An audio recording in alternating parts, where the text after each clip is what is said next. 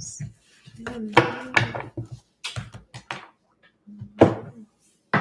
Good morning, everyone. Ooh, girl's looking a little rough. All right, good morning, but I'm feeling great. Feeling great, y'all. I'm a mess when it comes to the date. Like the way that I could live in my own world, in my own energy, should be studied. I was typing in the date this morning for the live, and I did 7, no 8, no 10, no, it's November 11. Like that's where I was with it. I was putting the date in as July. Like the way I could be in my own bubble and just never leave it. It should be a case study for real. Because who cares about a date? Goodness. That's the hardest part for me for being an adult. And like, I don't think other adults really truly understand. Like the term adulting for me, it could be so difficult because I don't want to be in this reality that we describe as adulthood. I don't enjoy it. And I'm a whole parent. So I have to know dates and stuff, which is why I put every single event, every single meeting, every single everything in my calendar. And if the freaking Apple calendar screws me over, then guess what? I'm screwed over. I've missed misscheduled readings like that because the Apple calendar right now has a glitch, and I'll be like literally saving it as a date, and it'll save it. Child, I'm trying. This is why I have to ground myself because I'm not in the same reality as everyone else. Hello, everyone. Good morning. Good morning. Let me tell you, I want to know how you guys' weekends were, and I want to know specifically how your new moon was, because my new moon energy, the sky was falling, okay? I cried so hard. I cried so hard. My face was completely puffy. And my eyes were just bloodshot red. I mean, I did find out that I started my cycle on the new moon, which was probably why it was so intense. I have the worst PMSing. And now that I'm in grief, every time I PMS, the emotions are about my mother. So it was awful Friday. But then the weekend was nice. It was so great. It was so interesting how the energy just shifted for me. It was like, to it was nice. Good morning, everyone. Good morning. I had the most beautiful experience yesterday. This local artist / DJ, Nesby Phipps, I think is his name. He's been doing this thing where it's called Reset at Sunset. Dopest thing ever.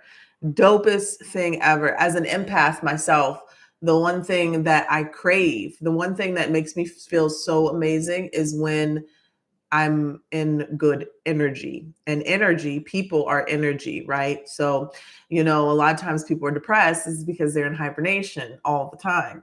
And so if you can find the right group of people to be around, that is such a great energy exchange. And he started this thing where it's Reset at Sunset on Sundays. And we go by the lake and we just have a picnic.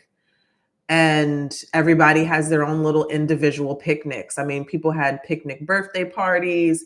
They have picnic charcuterie boards. The kids were out. The dogs were out. They had meditation groups. They had Bible study groups. They had people playing instruments. It was just so dope. And I just didn't realize how much I needed that. Like, I needed that. Me and my friend just had a picnic. We smoked a blunt. Like we did, kids were flying kites. We had our wine. And it was just so like, I told my friend, I said, if I could just, anytime I'm having a stressful moment this week, I'm just going to go back to that place mentally and wrap myself in that energy, that blanket. Like I wish that energy was a blanket because it was just so amazing. And I feel like that's what we need. I've been preaching this so long. We need community. Like the way the world is going right now, we are so in our own bubbles. I don't want to deal with this one. This one's drama. I don't want to deal with that. But honestly, we will thrive if we were more connected, more in community, more in high vibrational communities like that. Right? Let's see. It was a challenging cry. I cried more. Gave my husband back my gift. Whoa. Well, yeah, we are still experiencing a lot for the Aries collective as far as endings, right? But endings come with new beginnings. Been hearing a lot about that theme of um, letting go of marriages and very long-term commitment relationships type of things. Most of my Saturday was in bed too. I needed the rest after all that crying. So, same for the new moon. Yeah, I was intensely emotional. I have Scorpio in my 5th house. Relationships, children, marriages, all that stuff. And oof, it was intense. So I hope everyone's having a great day today, though. I still have a energetic high from yesterday. So I pray that gets spread to you guys since we're connecting here. Even though we're connecting on the internet, we're still connecting. I hope my energy definitely is, to all the people who need that high vibrational energy right now in a good way. I hope you receive that. All right, let's see here. What is the energy here today? What is the message that the Aries collective needs today? Holy Spirit, spirits, and angels, please allow me to give a clear message here for the Aries collective. All right. Sarah Lakali, divine lineage. This is about your ancestors, number 6. This is about your ancestors. I pulled some cards today for myself, and it was 666. And then here we are having 6 again. Balance. That's what 6s mean. Reciprocity, balance. Okay, not what we think it mean, but let's take a look at this. There is a temple of the ancestors. The element is water. And her guidance says, your ancestors protect the Holy Grail, and the Holy Grail is you. Divine ones walk beside and within you. Trust. It says your ancestors want to remind you that you are not alone. They are rooting for you. They ask you to honor your spirit guides and call upon the power of the divine. Create or nourish your ancestral altar or shrine. Unbury your ancestors. Speak their names, your divine lineage. Ancestors may be blood related or culturally or spiritually connected. The goddess declaration today is, I am my sister and my sister is me. So this is about protection. This is about knowing that you are connected to your ancestors and your spirit guides. Call on them, ask them for help, ask them for assistance in any ways that you can. Honor them.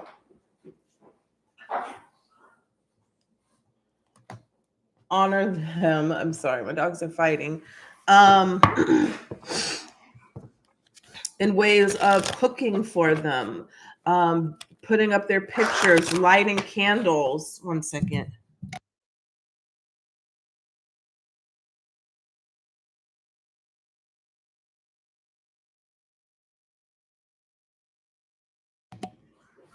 All right, I hope y'all didn't hear me scream. Putting up candles, being connected with other people who are in your family, if you can. Not everyone has the best family relationships, but if you can heal, if you're able to heal certain relationships, that also honors your ancestors in some ways. Seeking justice if something was done wrong to them in the living or the dead.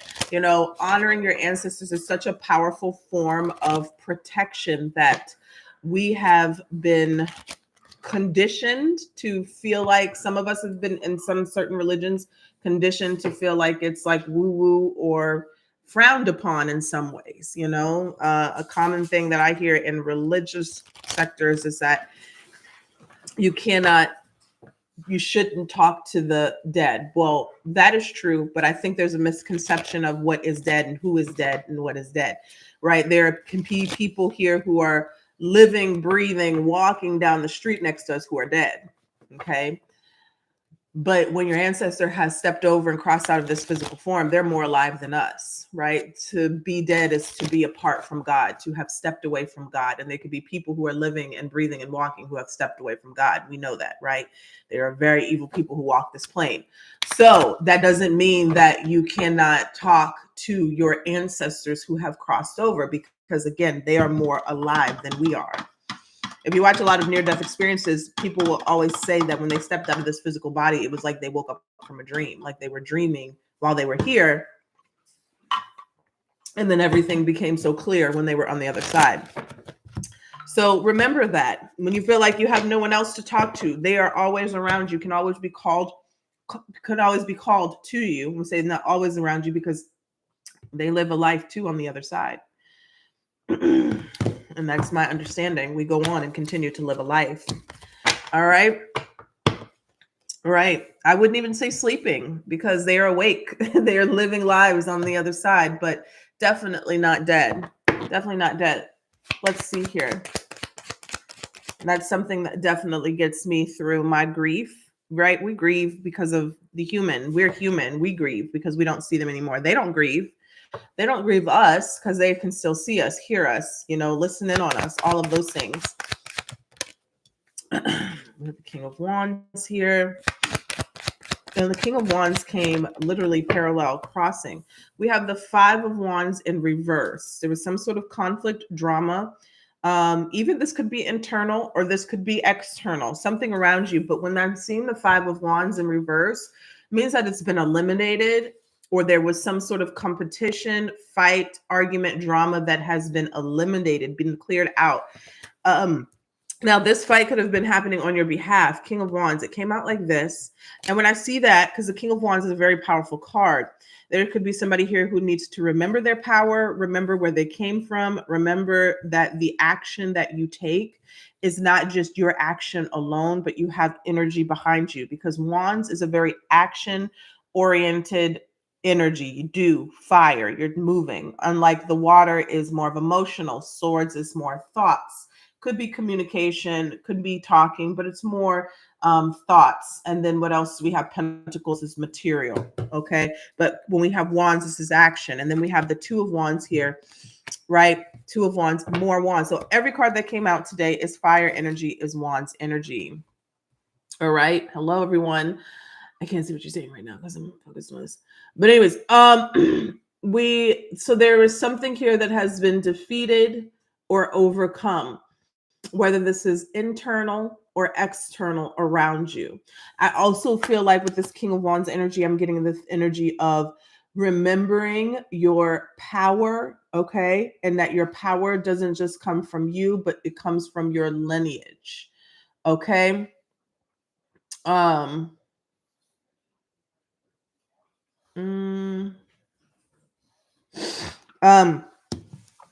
Two of Wands is talking about planning something, making a plan to move in a different direction.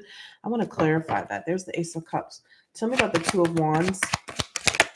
Wow, beautiful. The Empress energy, making plans here of something that can further your abundance. This also talks about self-worth, self-love, and healing. The Empress energy is divine feminine energy. She is creation. She is a creator. Right? So this is the birth of something new that has been created, has been realized. It's Libra, Taurus energy. Give me one more. The Empress is the mother of the tarot. She's a mother archetype.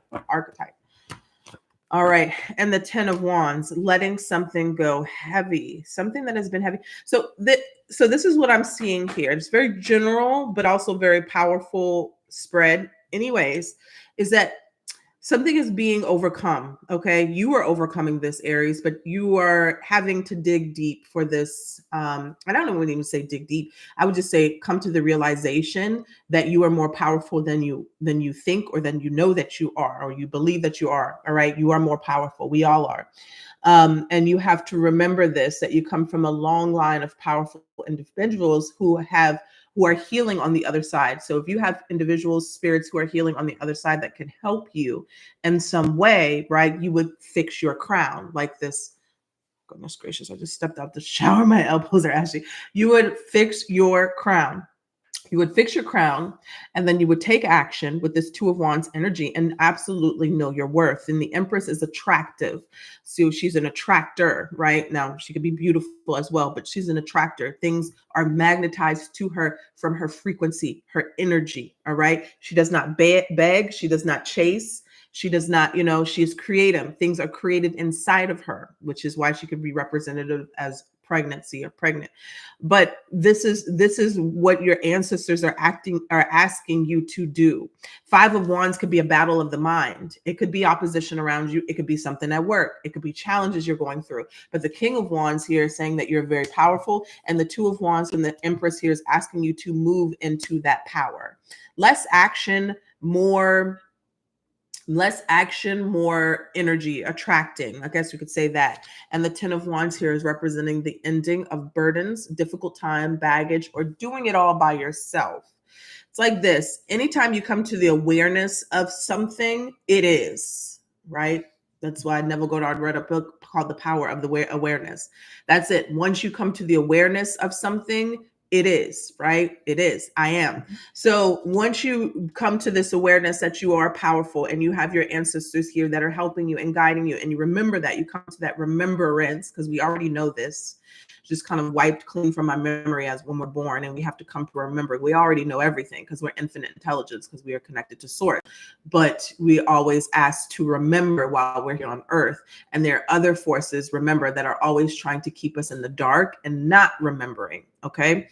Which is why you have to spend some time in meditation, grounding yourself, doing things that you love to do, because when you do things that you love to do, that powers you up, right? Makes you stronger. We are very powerful, but we have come to this earth, this world here, and it's been wiped from our memory. So what we're here to do is just remember that. You have people here, Aries, who are helping you. So remember that as well. And I just want to say this, the Empress could be a representation of a goal or something that you are trying to manifest or attract. The moment that you are in alignment with source energy or alignment with your worth, you know, just knowing how worthy you are of that thing is the moment that you receive that thing, the Empress here. It could be something tangible. It could be love. It could be the creation of something. The Empress is a very beautiful energy here, but it's coming out today for you. This also could be a mothering energy here that is helping you as well. All right. So that is what I have for you guys. I hope that this message helped. I'm just in enough time. The weekly has been posted yesterday, right? I remember that. And then I'm going to post Manifesting Monday. And if you have anything that you want me to do a reading on, please let me know in the comment section. I think I have about 3 more personal readings available for the month of November. So you can email me at ariessoulguidance222@gmail.com. And I forgot to announce it on the readings, but November 1st started the giveaway for November. So I'm trying to get that one out for probably November 21st. Maybe I'll announce it on Thanksgiving. I'll announce the winner on Thanksgiving because I got a lot going on that weekend, 21st week. So maybe I'll announce it on the Thanksgiving, the winner. Yeah, and that would be right before Black Friday. Haven't decided what I'm gonna give away yet, whether it's a deck or something. Haven't decided, but if you would like to enter, not in the chat, because I'm not going to see it, in the comment section of this video, just put hashtag, the #, and then giveaway. You can also go back to the other videos that have been posted since November 1st.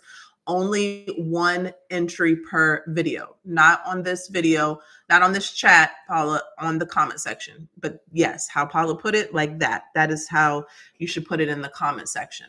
Okay, so that is what I have for you guys. I hope that you enjoy your day. Take care. Bye-bye.